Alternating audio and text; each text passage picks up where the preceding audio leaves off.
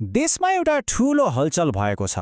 भर्खरै बनेको नयाँ सरकारले शासन व्यवस्थामा आमूल परिवर्तन गर्ने लक्ष्यका साथ 100 बुन्दे योजना अघि सारेको छ। यो योजना खासमा सडकमा उठेका जनआवाजको प्रत्यक्ष सम्बोधन हो र यसले सरकारी काम कारबाहीमा निकै ठूलो फेरबदल ल्याउने सङ्केत गरेको छ। हेर्नुस् त, यो योजनाको सुरुवात नै जेनजी आन्दोलन लगायतका आन्दोलनका शहीदहरूलाई श्रद्धाञ्जली दिएर गरिएको छ। यो केवल एउटा औपचारिक वाक्य मात्र होइन।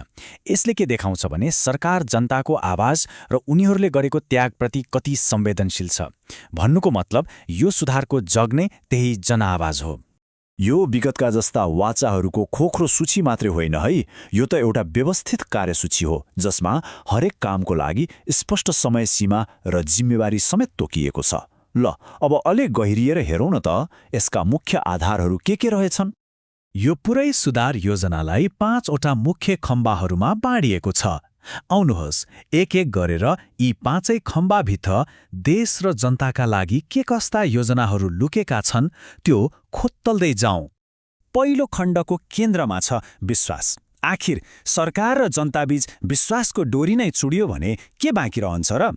हो, त्यही टुटेको विश्वासलाई जोड्न र सरकारलाई पहिले भन्दा धेरै जवाफदेही बनाउन यो खण्ड केन्द्रित रहेको देखिन्छ। अब जनताको विश्वास फिर्ता पाउन सरकारले गफ होइन, काम गरेर देखाउने नीति लिएको छ। विगतका गल्तीहरू, खास गरी सीमान्तीकृत समुदायमाथि भएका अन्यायका लागि माफी माग्ने र जेनजी आन्दोलनका पीडित परिवारलाई तुरन्तै राहत दिने जस्ता कदमले सरकार साँच्चै नै गम्भीर छ कि भन्ने सङ्केत गर्छ। ल, अब दोस्रो स्तम्भतिर लागौँ।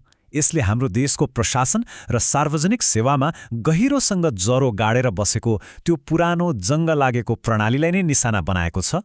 सबैभन्दा ठूलो र साहसिक कदमहरूमध्ये एक हो मन्त्रालयको सङ्ख्या घटाउने। यो अनावश्यक सरकारी खर्च कटौती गर्ने एउटा प्रयास हो। अहिलेको भद्दा संरचनालाई घटाएर जम्मा 17वटा मन्त्रालयमा सीमित गर्ने लक्ष्य निकै महत्त्वकाङ्क्षी छ, त्यो पनि 30 दिनभित्रै।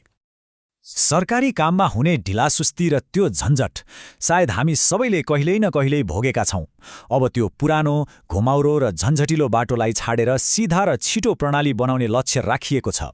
यसको सोझो मतलब हो काम छिटो हुनेछ र जनताले अनावश्यक दुःख पाउने छैनन्।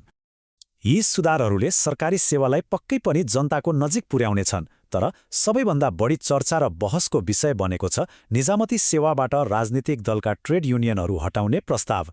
यसले कर्मचारीलाई राजनीतिबाट मुक्त गरेर विशुद्ध व्यावसायिक बनाउने उद्देश्य राखेको देखिन्छ। तेस्रो स्तम्भले हामीलाई सिधै डिजिटल युगमा लैजान्छ। अबको सरकार कागजमा होइन, प्रविधिमा चल्नेछ। यसको लक्ष्य हो सरकारी सेवालाई मोबाइलको स्क्रिनसम्मै ल्याएर पारदर्शी, सजिलो र छिटो बनाउनु।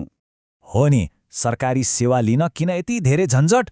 यो प्रश्न सायद हामी सबैको मनमा सधैँ आउँछ। तर अब घन्टौँ लाइन बस्नुपर्ने र अनेक झन्झट बेहोर्नुपर्ने दिन सकिनेछन् कि? किनभने यसको समाधानको रूपमा डिजिटल प्रणालीलाई अघि सारिएको छ। अब सोच्नुस् त, पासपोर्ट बनाउनुहोस् वा पुलिस रिपोर्ट लिन घरमै बसेर मोबाइलबाटै आवेदन दिन सकिनेछ। न लाइन बस्नुपर्ने, न बिचौलियालाई गुहार्नुपर्ने। फेसलेस अर्थात् कर्मचारीलाई नभेटिकनै र टाइम बाउन्ड अर्थात् तोकिएको समयमै काम हुने यो प्रणालीले सरकारी सेवामा साँच्चीकै क्रान्ति ल्याउन सक्छ। यो चाहिँ साँच्चीकै गजबको कुरा छ। यो एउटा यस्तो प्रविधि हो जसले प्रणालीभित्रैबाट कर्मचारीको ढिलासुस्तीलाई नियन्त्रण गर्छ। अब फाइल कहाँ र किन अड्क्यो भनेर तुरन्तै थाहा हुनेछ र ढिलाइ गर्नेलाई माथिल्लो निकायले सिधै प्रश्न गर्न सक्नेछ। ल, अब पुरा गरौँ अर्थतन्त्रको, अर्थात् पैसाको। चौथो स्तम्भ देशको अर्थतन्त्रलाई कसरी फेरि चलायमान बनाउने र लगानीको वातावरण कसरी बनाउने भन्नेमा केन्द्रित छ। सरकारी ठेक्का पट्टामा हुने भ्रष्टाचार रोक्न एउटा नयाँ मन्त्र ल्याइएको छ, भ्यालु फर मनी अर्थात् मूल्यको लागि महत्त्व। यसको सोझो अर्थ के हो भने अब सस्तो खोज्ने नाममा कमसल काम गर्ने दिन गए। जस्तै 2 दिनमै भत्किने सस्तो बाटोभन्दा अलि महँगो तर वर्षौंसम्म टिक्ने गुणस्तरीय बाटोलाई प्राथमिकता दिनेछ। निजी क्षेत्रलाई ढुक्कसँग लगानी गर्ने वातावरण बनाउन 3 कुरामा जोड दिएको छ। पहिलो, व्यवसायी र उनीहरूको सम्पत्तिको पूर्ण सुरक्षा। दोस्रो, आर्थिक राहतका प्याकेजहरू। र तेस्रो, व्यवसाय गर्न सजिलो बनाउने सरल नियम कानुन। नेपालमा नयाँ काम सुरु गर्न खोज्ने युवाहरूका लागि यो एउटा ठूलो खुसीको खबर हुन सक्छ। स्टार्टअप फास्ट ट्र्याक मार्फत अब कुनै पनि नयाँ व्यवसाय केवल 2 दिनमै दर्ता गर्न सकिनेछ। यसले उद्यमशीलतालाई पक्कै पनि प्रोत्साहन गर्नेछ। र अब अन्तिम तर सबैभन्दा महत्त्वपूर्ण स्तम्भ, यी यस्ता योजनाहरू हुन् जसले हाम्रो दैनिक जीवनमा सिधै र तुरन्तै असर पार्नेछन्। हेरौँ के छन् त। यो योजनाले स्वास्थ्य र सामाजिक सुरक्षामा ठूला वाचाहरू गरेको छ। सोच्नुहोस् त, सबै अस्पतालमा 10% बेड निशुल्क हुँदा र बजारभन्दा सस्तो औषधि पाउँदा सामान्य परिवारलाई कति ठूलो राहत मिल्छ। त्यस्तै सहकारीमा पैसा डुबाएर बसेका हजारौं पीडितले पनि न्याय पाउने आशा पलाएको छ। सार्वजनिक यातायातमा महिला सुरक्षा एउटा ठूलो चुनौती हो। यसलाई सम्बोधन गर्न ब्लू बस सेवा सुरु गरिँदैछ र यो केवल घोषणा मात्र होइन। हेर्नुस् त, 100 दिनभित्रै 7 प्रदेशमा 25 वटा बस सडकमा गुड्ने गरी तालिका नै बनेको छ। अन्त्यमा यी सबै 5 स्तम्भहरूलाई जोडेर हेर्दा एउटा ठूलो तस्बिर बन्छ। लक्ष्य भनेको टुक्रा-टुक्रामा सुधार गर्नु होइन, बरु सिङ्गो शासन प्रणालीमै आधारभूत र दिगो परिवर्तन ल्याउनु हो। यो योजना निश्चय पनि निकै महत्त्वाकांक्षी छ, यसमा कुनै शङ्का छैन।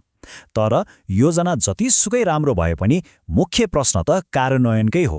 के यी वाचाहरू कागजमा मात्रै सीमित रहन्छन् वा यथार्थमा परिणत हुन्छन्? यसको उत्तर त अब भविष्यले नै बताउनेछ।